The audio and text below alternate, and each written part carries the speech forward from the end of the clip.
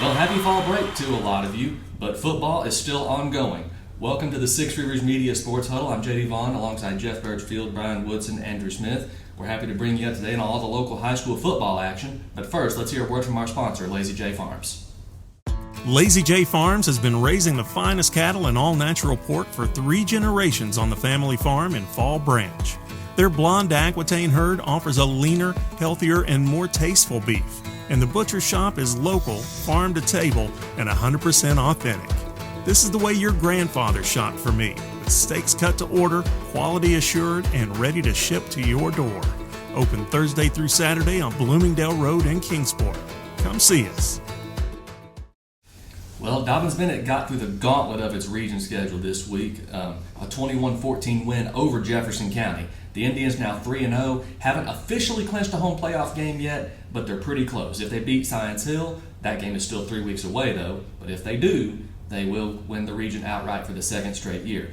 But the Indians get that 21-14 win over Jefferson County, fall behind 14-0. A couple of touchdowns by Sean Jackson, a touchdown catch, and then a fumble return. But Dobyns-Bennett comes right back. Some guy named Zabian Goodwin rallies the Indians with 3 of his kickoff returns. One of them was for 67 yards, the other one for 98 yards to start the third quarter, and the eventual game-winning touchdown, as it turned out.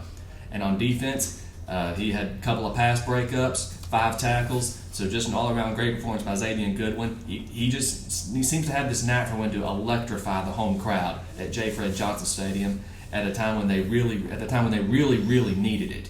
And Dobyns-Bennett able to get the win over Jefferson County, a huge win for the Indians.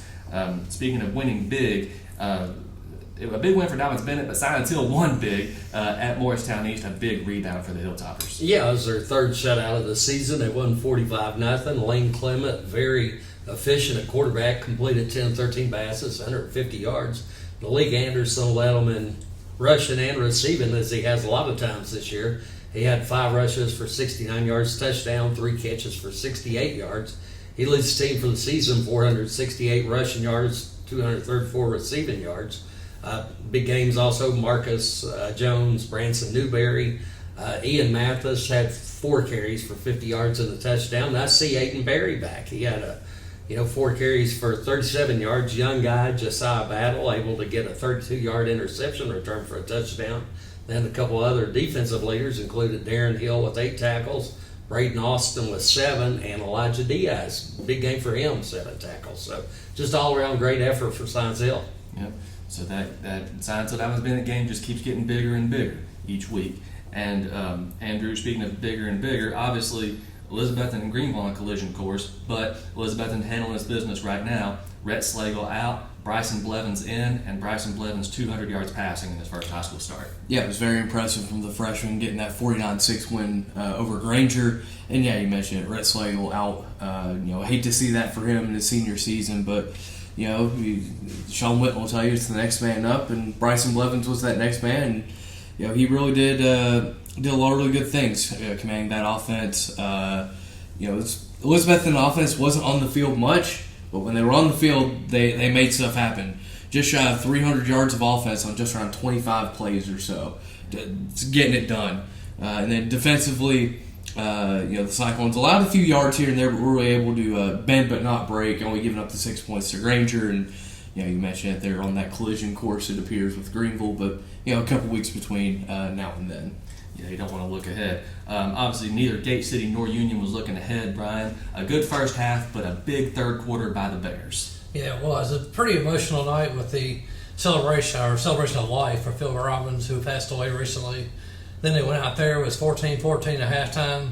The atmosphere was amazing. It was really a lot of fun. And then third quarter, Cam Bostic with a 74-yard touchdown pass. And then after that, you had a couple defensive plays, including a strip sack where he just took the ball into the end zone. So they scored 21 points in the third quarter, and that was it. But they were just, Union's just pretty impressive. And their running back, Keith Chandler, is like a bowling ball, and it's a hard guy to bring down. You put that combination together, and they're going to be pretty tough to beat down the stretch.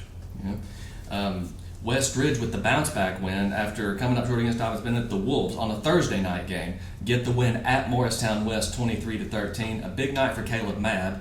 Westridge obviously didn't throw the ball, I think, twice the entire game. One of them was complete to Caleb Mabb, who had 2 interceptions. He returned one of them for a touchdown. Westridge scores 3 touchdowns in the fourth quarter after falling behind 6-3 of all things. Dayton Brown and Brody Fields with touchdown runs for the Wolves. Justice Hilton kind of banged up just a little bit, but able to finish the game for Westridge. A big bounce back win for the Wolves. And Jeff, how about those volunteer Falcons? Lincoln Wilson just lit it up at Northview Academy. The Falcons get the win 41-8. What do you like about this Falcons team, man? Well, I mean, you think about them, they're probably, you think about Rye Cove a few years ago, how they had the long losing streak and then come back and become a powerhouse since then. That's been the story for Volunteer. You know, they entered the season with a 24-game losing streak. They bounced back. Now they're 5-1, 3-1 in league play. Like you mentioned, Lincoln Wilson, 320 passing yards, 4 touchdowns. He rushes for another touchdown. Marion Graves, just a terrific receiver, 170 receiving yards, 3 touchdowns. And the Falcons, they didn't waste any time. They scored 28 points in the first quarter. Jeremy Wagner, the head coach, has done such a great job with them. You've got a lot of other offensive threats, on that team. Nathan Simpson, Owen Fleener, Isaiah Ward, Brandon Bagley. I mean, and even the one loss they had to Elizabethton, they played them tough in the 31-21 loss. They did. So Volunteer very much in the discussion still. They're one win from guaranteeing themselves a winning season. Just remarkable after what all they've been through. Andrew, kind of what we expected between Hampton and Unaka. Happy Valley, kind of the same thing. But Happy Valley finally cracked the state rankings. They're 10th in the state. Yeah, I can finally get off that soapbox now. I feel like I've been on it for a couple weeks. But that Hampton-Unaka game, 74-22 win for the Bulldogs, it was just a little bit of everybody contributing there. The first few plays was a Sage Milhorn kickoff return touchdown. Connor McKinney threw for 2 touchdowns in the first quarter. Max Wilson had a pick 6. It was exactly what you probably expected from Hampton. They set a program record with 74 points. They had never scored over 70 before. But Ashton Fuller for Unaka had a really good game himself. Had 3 all-purpose touchdowns, 2 receiving, 1 on a kick return. So, providing a little bit of offense for Unaka. The most points they'd scored all year in a game. So, good to see them start to try and build a little bit. And Happy Valley, 67-0 win over Hancock County. Congratulations to Coach Jason Jarrett, the now winningest head coach in Happy Valley football history. So, tip the cap to him. Warriors just kind of took control early, led 40-0 after the first quarter. They only allowed 3 rushing yards. We talk about how tough that defense is for the Warriors. They really showcased it there. And, Lane Parker had a really good game there for the Warriors. A receiving touchdown, a rushing touchdown, and a punt return touchdown. So, 2 really strong performances by 2 of Carter County's best. Yeah, when you think about where Happy Valley was just a few years ago, look at where they are now. My goodness, what a turnaround for Jason Jarrett and the Warriors. Brian, Tennessee High gets the shutout win over David Crockett. Rye Cove gets the big win over Lee High. Were you kind of surprised by that Tennessee High score? Yeah, Tennessee High is playing well, but I wasn't expecting a 42-0 score. They intercepted 4 passes, returned one of them for a touchdown. They returned a fumble for a touchdown. They ran the ball just fine with Plumbar, who's finally healthy and had a good game, and Richardson continues to pass and run the ball really well, so they're playing really good football right now. A.J. Wynn had 110 yards for Crockett, but it just wasn't near enough. Tennessee High's really rolling. They outgained them 319-185 with most of that on the ground. So, Tennessee High's playing really well right now. Yeah. And then Rye Cove, were you expecting them? I mean, obviously Lee High's kind of in rebuilding mode a little bit, but at the same time, Rye Cove just a force right now. Yeah, the Cole Barnett just had a terrific year. He had 3 touchdowns, 156 yards. Carter Roach Hodge, Will Rollins both had touchdowns. They're just playing so well right now together. They run. They don't pass the ball out. They run the ball so well. They got the big offensive line. They shut down Lehigh. The quarterback had a decent game, but other than that, they played well and also had 2 interceptions on defense. So they continue just to roll. Lehigh is rebuilding a little bit, and Rye Cove took advantage of that. Sure thing. Twin Springs, of course, kind of on the bounce back this week. They get the 48-6 win at Twin Valley. Clay Ross, 3 touchdowns, 200 yards passing, and a couple more touchdowns rushing. Just another monster game for him. Greenville gets the 62-7 win over Cherokee. The Green Devils handling their business as they, too, prepare for that big Week 11 showdown with Elizabethton. Sullivan East comes up short against Seymour. The Eagles get the win 36-13 there. Cosby, kind of surprising to me, a 38-22 winner at Cloudland. Second straight year that the Eagles have won there. And, of course, Cosby, the team that ended Cloudland's region winning streak last year at 35 games. Providence Academy showed some fight against Concord Christian. The game played at Carson Newman, but Concord Christian pulls away in the second half, 49-21. Cam Blanton and Cole Blanton, the freshman quarterback and the senior wide receiver, they connect 3 times, but just not enough for Providence Academy in that region game at Carson Newman. So that's a look around the area at Week 7 of the high school football season. We'll be cool. We'll come right back. We'll talk about Week 8 right here on the Six Rivers Media Sports Huddle. Lazy J Farms has been raising the finest cattle and all-natural pork for 3 generations. Our blonde Aquitaine herd offers a leaner, healthier, and more tasteful beef that ships from our store directly to your freezer. This is the way your grandfather shot for meat, only now we wrap it, seal it, and send it right to your door. We have plenty of options to pick from, and they're all fresh and natural. Just visit our website at lazyjbeef.com and choose your package. We'll get it straight to you. Well, our Six Rivers Media Game of the Week once again takes us to the Commonwealth of Virginia. Rye Cove, once beaten but undefeated in the Cumberland, on the road at Eastside, which is undefeated, 6-0. A rematch of last year's Region 1D championship game. Brian Woodson and I had the privilege to cover that. And Brian, just thinking about that last-second touchdown from Landon Lane to Luke Jesse in the final minute last year still gives me chills to think about it.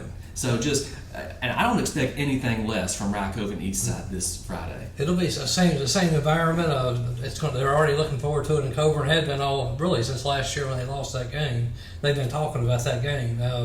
It was a terrific game last year. This one should be as well. Rye Cove has just been running the ball so well, but Eastside has their own share of good athletes. And Keldon Hamilton's a terrific running back. Luke Trent, they're like thunder and lightning for them. They have a sophomore quarterback, Landon Pinnell, who really didn't even really play last year. Midway through the season, he's turned into one of the better athletes in Southwest Virginia at quarterback. They've got a couple of good receivers, Rocky Vaughn, Isaiah Atkins, who are going to be really good. Eastside will depend. They were the bigger team, so they want to depend on their offensive line to open some holes because they've got so many options with Barnett and Roach Hodge and Rollins, and Jacob Jesse's only thrown 19 times this year, but he has 3 touchdown passes. Interesting thing about this game, of course, that Eastside won the first 10 meetings that they ever played, and Rye Cove's won the last 5, including 2 each of the last 2 years. So obviously Eastside is tired of losing these games to Rye Cove. Well, and who's to say they won't meet twice this year? Yeah, that's it's true. Very much a possibility the way these teams are playing football right now. Dobyns-Bennett, the Kingsport City Schools on fall break, of course. Dobyns-Bennett's volleyball team advances to the region and, of course, the district championship match. So Thursday might have the same atmosphere at J. Fred Johnson Stadium as the Indians host winless Claiborne. Still looking for their first win under first-year coach Dalton Lee. So Dobyns-Bennett kind of going to take this week to focus on themselves. We're doing things to challenge them. We're doing things that's going to challenge their mind. This is a point in the year where we're not challenging our guys a lot physically in practice. We're just trying to be healthy. We want the best kids. We want to be able to play our best football at 7:00 on Friday nights. So, but mentally and everything, we're trying to challenge. We're trying to challenge our defense with different looks that Claiborne's going to give us, different looks that others have given us and might give us. So we're trying to really make sure all of our calls match up. All of our checks match up with the calls we got and the fronts we got and the back end we got to match everything. So, we're going to use this week, next week, and quite honestly, maybe part of the next to focus on us. Focus on Dobyns-Bennett. What do we got to do to get better? What can we do to get better? Who are some of these young guys that's in the program that is getting closer and closer to playing on Friday nights, like a Zane Carpenter, like a Zamari Rodriguez, those are two guys that are just, I mean, they're this close to getting on the field in big spots. So we're trying to bring those along. This is a time to, hey guys, come on, quit. You've learned how to walk. Now let's learn how to run. We're going to let you run that marathon, or we're going to let you learn to run that sprint on Friday. So Dobyns-Bennett hosting Claiborne. Volunteers stepping out of conference play this week. The Falcons on the road at Chucky Doak, looking for that 6th win. The Black Knights found some success early in the year. They bounced back with this past week with a 19-13 victory over this same Claiborne team we just mentioned. So the Black Knights have some much-needed momentum. And the Black Hole, having formerly worked at the Greenville Sun and covered games there, it's not an easy place to play. So Volunteer does need to go this game with the laser focus that it clearly had at Northview Academy this past week. Andrew, Happy Valley, at long last, the Warriors play a conference game.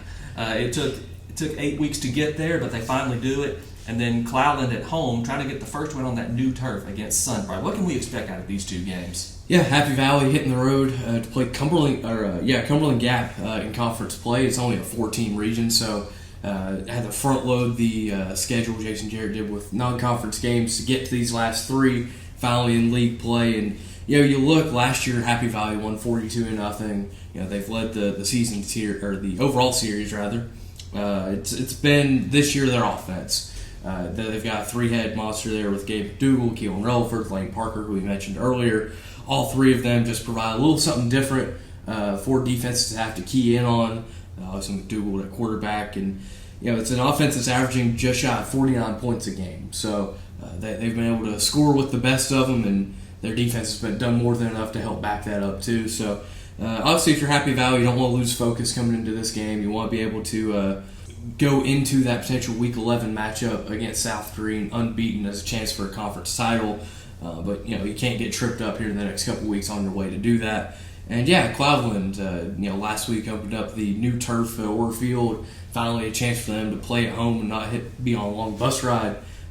Tough loss for them against Cosby. But they bring in a Sunbright team that they haven't played in a few years. Our last meeting was in 2020, but now they're in the same conference, so get used to seeing each other a little bit. But Cloudland leads the overall series 8-2, but it's going to be a lot of Grayson Cole in the run game for the Highlanders. That's what they've leaned on. You look, Cloudlanders play 2-4, but they're 2-1 in conference play. That loss last week was their first conference loss. Meanwhile, Sunbright 2-4, 1-2 in league play. This game could go a long way in deciding who ends up being in that top 4 to make the postseason in Region 1-1A. And who hosts the playoff game. Let's not forget that.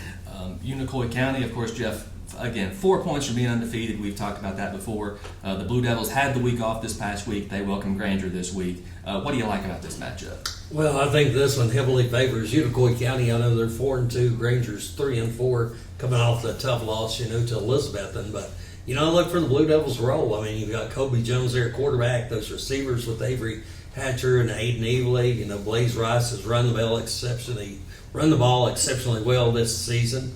Then that defense with Brady Simmons, Isaac Harris, Davin Thompson, that really seems to be a team that I really think Unicoi County that's probably just going to get better as the season wears on. I would think so. They've done really well this season. And then, not to mention Daniel Boone on the road at Jefferson County, and the game you're covering, Gate City on the road at John Battle. What are you looking forward to about these? Well, those other Blue Devils up there in Gate City, I think good chance for them to rebound after the loss to Union. They don't have a Keith Chandler, Cam Bostic they're going to be facing against John Battle. Walker Hillman still had a great game last week. He had 24 carries, 160 yards, and then you've got Mason Hickman, Corey Bird in that backfield. Quarterback Zane Reed's done well. They've got a couple of good receivers there with Caden Housewright and Parker Jenkins. So I look for Gate City, really to pile up the points there against Battle.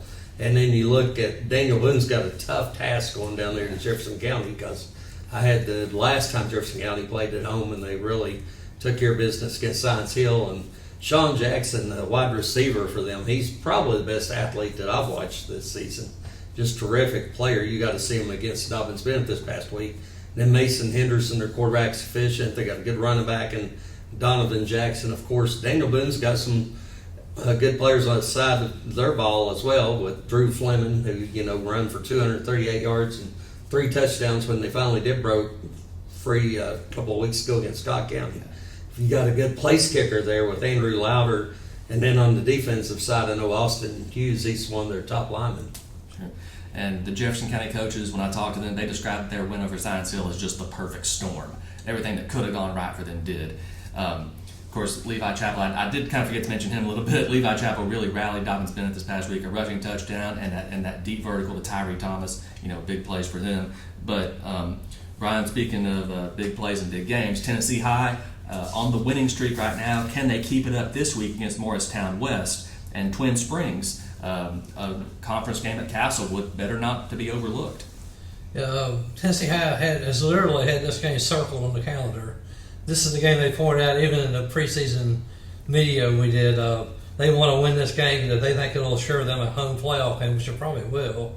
Morristown West is only 1-5. Their only win was the crosstown rival Morristown East. Tennessee High's won 4 in a row. They're playing really well.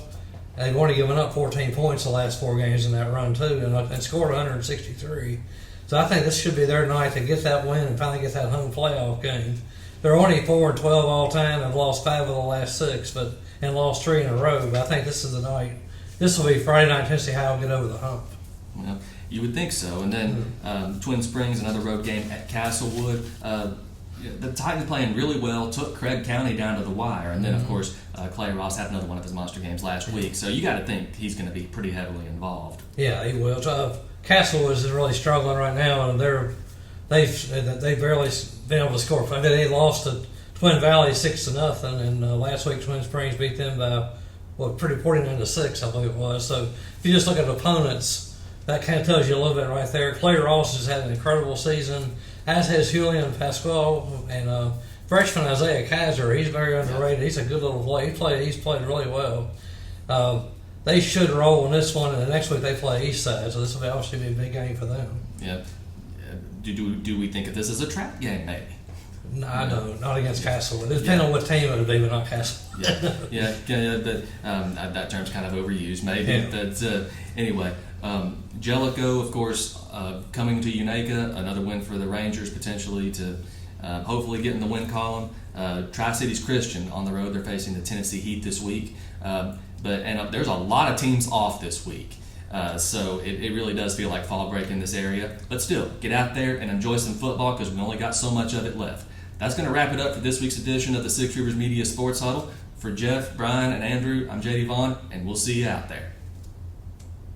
Lazy J Farms has been raising the finest cattle and all-natural pork for 3 generations on the family farm in Fall Branch. Their blonde Aquitaine herd offers a leaner, healthier, and more tasteful beef. And the butcher shop is local, farm to table, and 100% authentic. This is the way your grandfather shopped for me, with steaks cut to order, quality assured, and ready to ship to your door. Open Thursday through Saturday on Bloomingdale Road in Kingsport. Come see us.